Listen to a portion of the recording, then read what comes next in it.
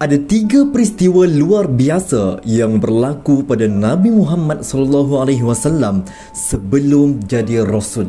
Sebagai orang Islam dan pencinta Nabi Muhammad, kita perlu tahu kisah-kisah ini. Pastikan anda semua tengok video ni sampai habis. Dalam perjalanan hidup Rasulullah SAW sebelum baginda diangkat menjadi Rasul, ada beberapa peristiwa besar yang Allah Subhanahu Wa Taala aturkan sebagai tanda-tanda persiapan untuk baginda. Hari ini kita akan menyelami 3 peristiwa penting yang membentuk kepribadian baginda. Yang pertama, penjagaan langsung dari Allah. Yang kedua, tentang perjanjian Al-Fudul dan perjalanan Nabi Muhammad ke Syam. Saya juga akan kongsikan apakah perkara yang kita boleh ambil dan pelajari daripada setiap peristiwa ni. Peristiwa yang pertama ialah penjagaan Allah Subhanahu Wa Taala kepada Nabi Muhammad SAW sejak dari kecil. Kita semua tahu bahawa Nabi Muhammad telah pun kehilangan ayah sejak dalam kandungan dan ibunya pula ketika baginda baru berumur 6 tahun. Sejak kecil, Nabi dibesarkan dalam keadaan yatim piatu. Namun, Allah memelihara baginda dari segala keburukan masyarakat jahilah. Kita boleh tengok hari ini, kanak-kanak yang kurang kasih sayang ataupun didikan dari ibu bapa, peribadi mereka ni agak aneh dari kanak-kanak lain.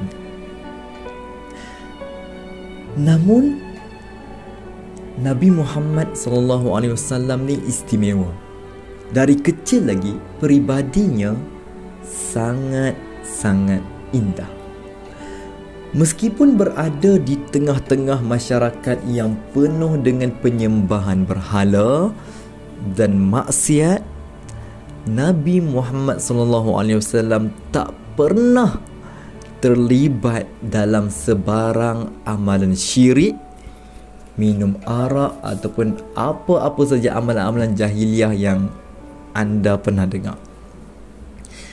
Jadi, ini adalah satu perlindungan langsung daripada Allah Subhanahu Wa Taala yang memelihara keistimewaan dan kesucian hati baginda. Pengajaran yang kita boleh ambil daripada peristiwa ni, Allah adalah sebaik-baik pelindung. Contoh, kita sebagai mak, sebagai ayah, kadang-kadang kita risau bila anak-anak kita belajar jauh daripada kita. Kita rasa hidup anak-anak kita ni lebih terjamin kalau kita ada dengan dia. Tapi cuba tengok Nabi Muhammad. Tiada mak, tiada ayah. Namun, dengan perlindungan daripada Allah, baginda menjadi insan yang sangat luar biasa. Jadi, apa yang kita boleh belajar? Allah adalah sebaik-baik pelindung, bukan kita. Macam tu juga kita sebagai suami ataupun isteri. Kadang-kadang kita risau tentang pasangan kita, tentang keselamatannya, kesetiaannya, kehidupannya bila kita berjauhan disebabkan perkara-perkara tertentu, macam kita outstation ke apa. Mohonlah perlindungan daripada Allah, kerana dialah sebaik-baik pelindung, bukan kita. Contoh terdekat, kisah Nabi tadi. Nabi walaupun tak ada mak, tak ada ayah, tetap dapat melalui fasa membesar dalam keadaan yang terbaik. Peristiwa yang kedua adalah ketika Nabi Muhammad SAW berusia sekitar 20 tahun, iaitu penyertaannya dalam perjanjian Al-Fudul. Ketika itu, Mekah dikuasai oleh pelbagai kabilah dan mereka ni selalu bergaduh. Dalam satu kejadian, seorang pedagang dari luar Mekah ditindas dan ditipu. Melihat kepada ketidakadilan ini, beberapa pemimpin kabilah Quraisy berkumpul untuk mengadakan perjanjian yang disebut sebagai Al-Fudul. Perjanjian ni bertujuan untuk melindungi hak mereka yang dizalimi, tidak kira dari kabilah ataupun latar belakang mana pun mereka datang. Nabi Muhammad SAW sangat menyokong perjanjian ini, walaupun ia dibuat oleh masyarakat yang masih berpegang pada adat jahiliah. Yalah, waktu tu bukan Nabi dapat lagi wahyu untuk disampaikan, jadi orang Arab waktu tu memang orang Arab jahiliah.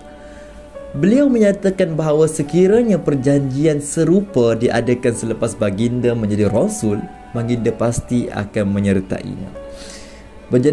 Perjanjian ini menunjukkan betapa Nabi Muhammad SAW sangat berpegang pada prinsip keadilan dan kasih sayang kepada seluruh umat manusia. Ini juga kita boleh jadikan satu tips untuk kita memilih sahabat atau orang yang terdekat dengan kita, atau orang yang kita nak berurusan, iaitu unsur kemanusiaan dalam diri seseorang tu.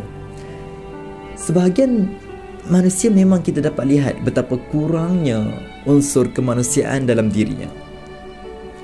Jadi untuk berurusan dengan individu yang macam ni, sebenarnya akhir sekali kita akan banyak kecewa dengan dia.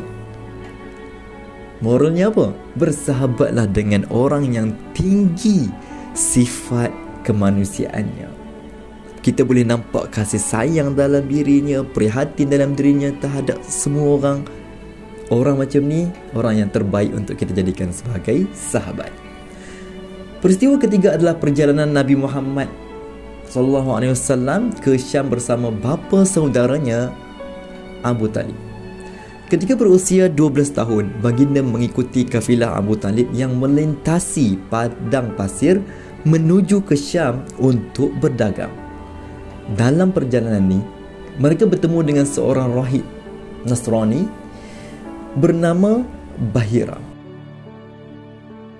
Bahira melihat tanda-tanda kenabian pada diri Nabi Muhammad SAW dan dia bagi tahu dekat Abu Talib bahawa anak muda ni istimewa. Nabi Muhammad ni istimewa. Bahira juga bagi satu amaran kepada Abu Talib untuk melindungi anak saudaranya dari ancaman Yahudi kerana tanda-tanda kenabian tu. Dalam perjalanan ni, Nabi Muhammad SAW terdedah kepada suasana perdagangan antarabangsa, budaya asing dan pelbagai agama.